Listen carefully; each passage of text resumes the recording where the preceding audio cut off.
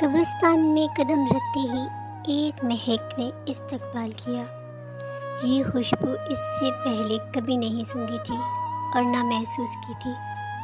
میں ہر جمعہ کو صبح فجر کی نماز کے بعد اپنے والد صاحب کی قبر پر جاتا تھا دعا مانگنے کے لیے، اور وہاں سے ہی اپنے آفس چلا جاتا تھا۔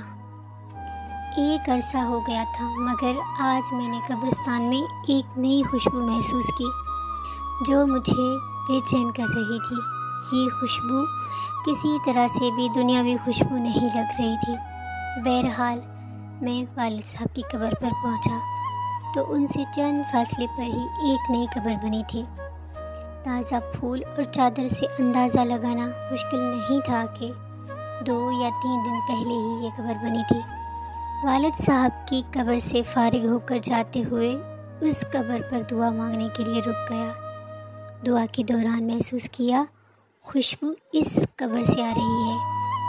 کنفرم کرنے کے لیے قبر کی مٹی مٹھی میں بھری تو ایک دم ٹھنڈک کا احساس ہوا۔ قبر کی مٹی ٹھنڈی تھی، جیسے نم سی ہو، جیسے گیلی گیلی سی ہو، جبکہ مٹی بالکل خشک تھی اور کمال حد تک ٹھنڈی تھی۔ بہرحال مٹی کو وہیں قبر پر پھینک دیا اور ہاتھ جھاڑنے کے بعد چل پڑا۔ قبر کی مٹی بالکل ٹھنڈی تھی، جیسے نم ہو، جبکہ مٹی بالکل خشک تھی اور کمال حد تک ٹھنڈی تھی۔ بہرحال مٹی کو وہیں قبر پر پھینک دیا اور ہاتھ جھاڑنے کے بعد چل پڑا۔ بھائی کی دکان کھلی، پہلا گاہک آیا، اس کو سامان دیا تو اس نے کہا، زمان بھائی آج خوشبو تو بہت کمال کی لگائی ہے، کون سی خوشبو ہے؟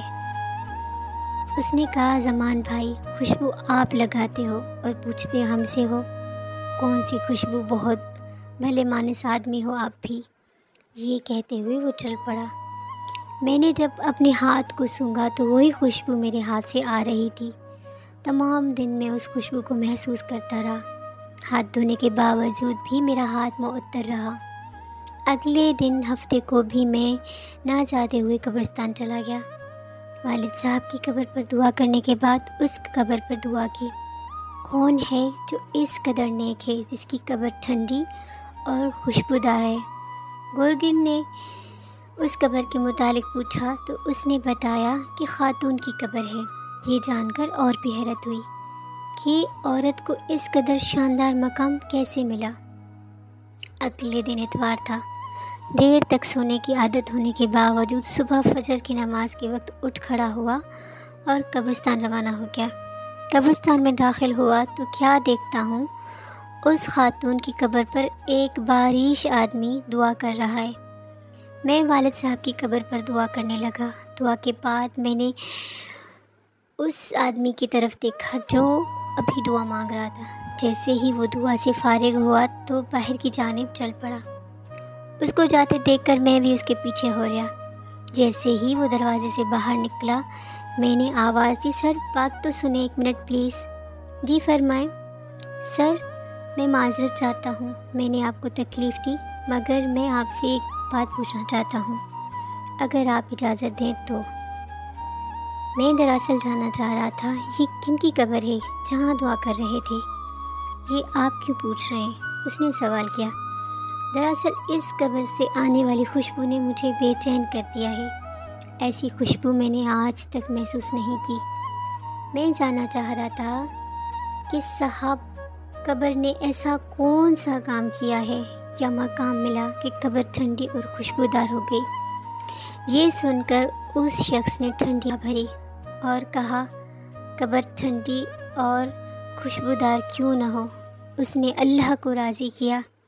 ایسا کیا ہے، اس نے بتایا کہ یہ میری زوجہ کی قبر ہے۔ 30 سال ہماری رفاقت رہی۔ میں 4 بہنوں کا اکلوتا بھائی ہوں۔ میری بہنوں اور ماں کو میرا سہارا دیکھنا کا بے حد شوق تھا۔ سرکاری نوکری ملتے ہی چاند سی دلہن کی تلاش شروع کر دی گئی۔ یوں دنوں میں لڑکی کی تلاش کا کام مکمل ہوا۔ شادی ہوئی اور ماں بہنوں نے اپنے ارمان دل کھول کر پورے کیے۔ شادی کی پہلی رات میں نے گھونگھٹ اٹھانے سے پہلے ہی اپنی پگ اس کی قدموں میں رکھتے ہوئے صاف الفاظ میں بتا دیا، مجھے معاف کر دو، میں حق زوجیت ادا کرنے سے بالکل قاصر ہوں۔ میڈیکلی طور پر میں مکمل انفٹ ہوں، صرف اپنی والدہ اور بہنوں کی خوشی کی خاطر خود غرض بن گیا ہوں۔ اس نے پگ میرے سر پر رکھتے ہوئے کہا، آپ جیسے بھی ہیں میرا سہاگ ہیں اور میرا نصیب ہے، مجھے اب آپ کے ساتھ ہی رہنا ہے۔ اس دن کے بعد اس اللہ کی بندی نے میرے ساتھ 30 سال گزارے، میرے گھر والوں کی ہر بات برداشت کی، بانجھ ہونے کے طعنے بھی سنے، مگر میرا پردہ رکھا۔ اللہ تعالیٰ کیسے اس کی قبر کو ٹھنڈا اور خوشبودار نہ کرے، جتنے اتنی پاک بازی زندگی گزاری ہو۔ اس شخص کی تمام باتیں سن کر اس خاتون پر رشک آنے لگا جس نے دنیا میں صبر کیا اور اعلیٰ مقام حاصل کیا۔ آج کل کے دور میں کچھ بھی حاصل کرنا کیا مشکل ہے۔ عورت مرد ذرا سے بیمار ہوں، حلال حرام کی تمیز کیے بغیر اپنی خواہشات کی تکمیل کے لیے کچھ بھی کر گزرتے ہیں۔ شوہر بیمار ہو تو تعلق تک استوار کر لیتی ہے۔ معاشرہ ایسی مثالوں سے بھرا پڑا ہے۔ اللہ تعالیٰ ہمیں دین کو سمجھنے کی اور اس پہ عمل کرنے کی توفیق عطا فرمائے۔ مزید ایسی اچھی ویڈیوز دیکھنے کے لیے ہمارے چینل کو سبسکرائب کرنا مت بھولیے گا۔